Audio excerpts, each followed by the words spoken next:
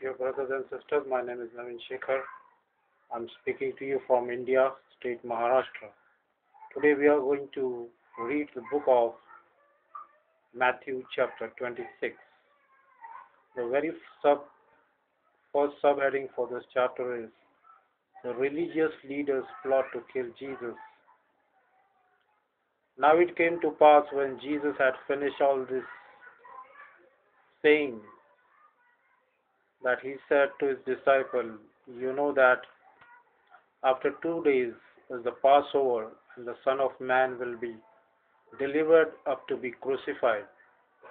Then the chief priests, the scribes, and the elders of the people assembled at the palace of the high priest, who was called Caiaphas, and plotted to take Jesus by trickery and kill him. But they said, "Not during the feast, lest there be an uproar among the people." Mary anoints Jesus for the burial. And when Jesus was in Bethany at the house of Simon the leper, a woman came to him having an alabaster flask of very costly fragrant oil, and she poured it on his head as he sat at the table. But when his disciples saw it, they were troubled, saying, "Why this waste? For this fragrant oil might have been sold for much and given to the poor." But when Jesus was aware of it, he said to them, "Why do you trouble the woman? For she has done a good work for me. For you have the poor with you always, but with me you do not have always. For in pouring this fragrant oil on my body, she did it to my burial. Surely I say to you, wherever this gospel is preached in the whole world, what this woman has done will also be told as a memorial to her." Judas agrees to betray Jesus. Then one of the 12, called Judas Iscariot, went to the chief priest and said, "What are you willing to give me if I deliver him to you?" And they counted out to him 30 pieces of silver. So from that time he sought opportunity to betray Jesus.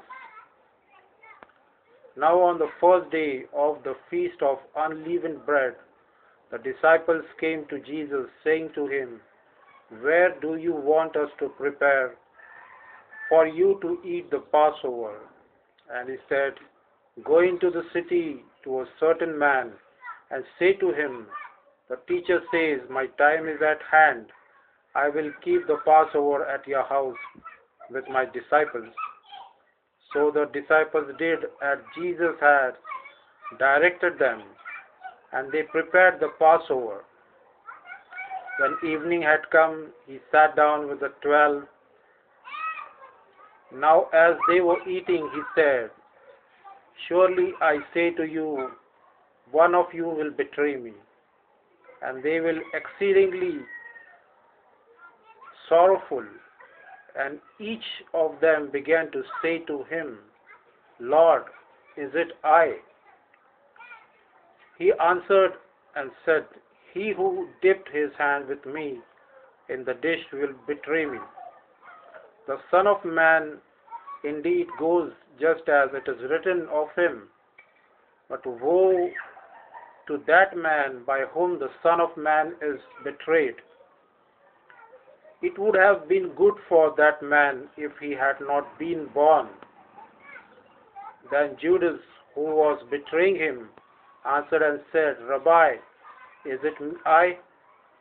And he said to him, "You have said it." As they were eating, Jesus took bread, blessed and broke it, and gave it to the disciples and said, "Take, eat, this is my body." Then he took the cup and gave thanks and gave it to them, saying, "Drink from it, all of you, for this is my blood of the new covenant, which is shed for many for the remission of sins. But I say to you, I will not drink of this fruit of the vine from now on until that day when I drink it new with you in my Father's kingdom." Now, and when they had sung a hymn, they went out to Mount of Olives. Then Jesus said to them, "All of you will be made to stumble because of me this night. For it is written, I will strike the shepherd, and the sheep of the flock will be scattered. But after I have been raised, I will go before you to Galilee." Peter answered and said to him, "Even if all are made to stumble because of you, I will never be made to stumble." Jesus said to him, "Surely I say to you that this night, before the rooster crows, you will deny me 3 times." And Peter said to him, "Even if I have to die with you, I will not deny you." And so said all the disciples. Then Jesus came to him to a place called Gethsemane and said to his disciples, "Sit here while I go and pray over there." And he took with him Peter and the 2 sons of Zebedee, and he began to be sorrowful and deeply distressed. Then he said to him, "My soul is exceedingly sorrowful, even to death. Stay here and watch with me." He went a little further and fell on his face and prayed, saying, "O my Father, if it is possible, let this cup pass from me. Nevertheless, not as I will, but as your will." Then he came to the disciples and found them sleeping, and said to Peter, "What? Could you not watch with me 1 hour? Watch and pray, lest you enter into temptation. The spirit indeed is willing, but the flesh is weak." Again a second time he went away and prayed, saying, "Father, if this cup cannot pass away from me unless I drink, you let your will be done." And he came and found them sleeping again, for their eyes were heavy. So he left them, went away again and prayed the 3rd time, saying the same words. Then he came to his disciples and said to them, "Are you still sleeping and resting? Behold, the hour is at hand, and the Son of Man is being betrayed into the hands of sinners. Rise, let us be going. See, my betrayer is at hand." And while he was still speaking, behold, Judas, one of the 12, with great multitude, with swords and clubs, came from the chief priests and elders of the people. Now his betrayer had given them a sign, saying, "Whoever I kiss, he is the one. Seize him immediately." He went up to Jesus and said, "Greetings, Rabbi," and kissed him. But Jesus said to him, "Friend, why have you come?" Then they came and laid hands on Jesus and took him. And suddenly one of those who were with Jesus stretched out his hand and drew his sword, struck the servant of the high priest, and cut off his ear. But Jesus said to him, "Put your sword in its place, for all who take the sword will perish by the sword. Or do you think that I cannot now pray to my Father, and He will provide me with more than 12 legions of angels? How then could the scripture be fulfilled, that it must happen thus? In that hour Jesus said to the multitudes, have you come out as against a robber with swords and clubs to take me?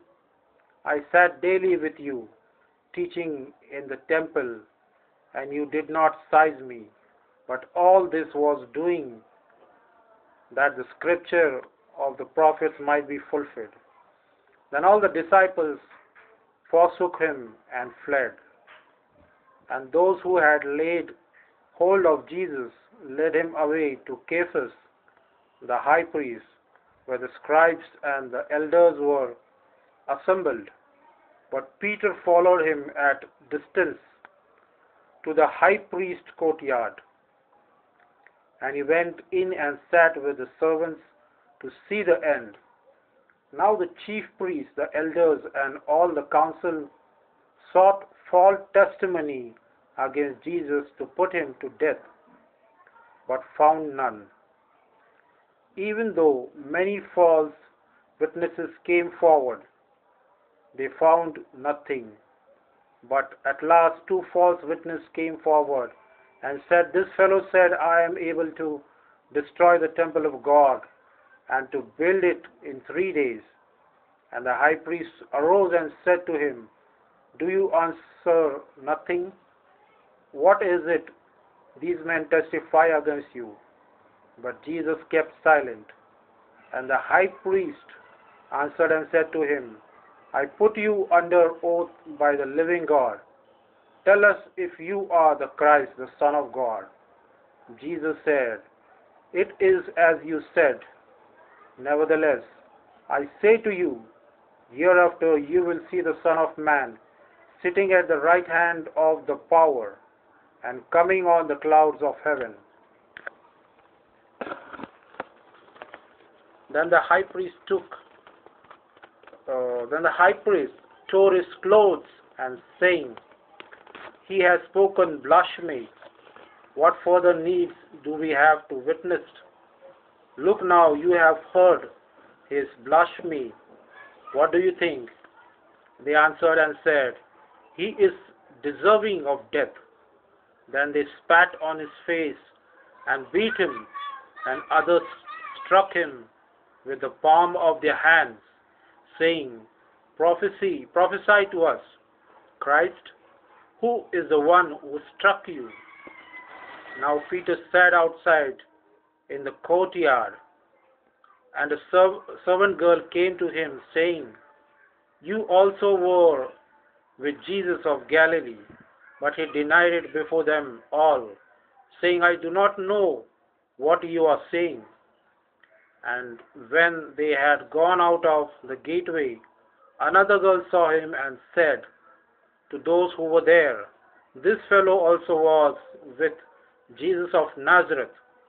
But again he denied with an oath, I do not know the man.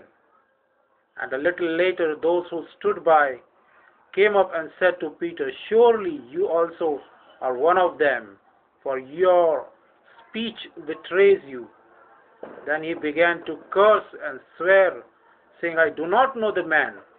Immediately a rooster crowed, and Peter remembered the word of Jesus, who had said to him, before the rooster crows, you will deny me 3 times. So he went out and wept bitterly. My dear brothers and sisters, may the Lord bless you, for you have heard his word, and the Lord is surely talking with us through this Gospel of Matthew.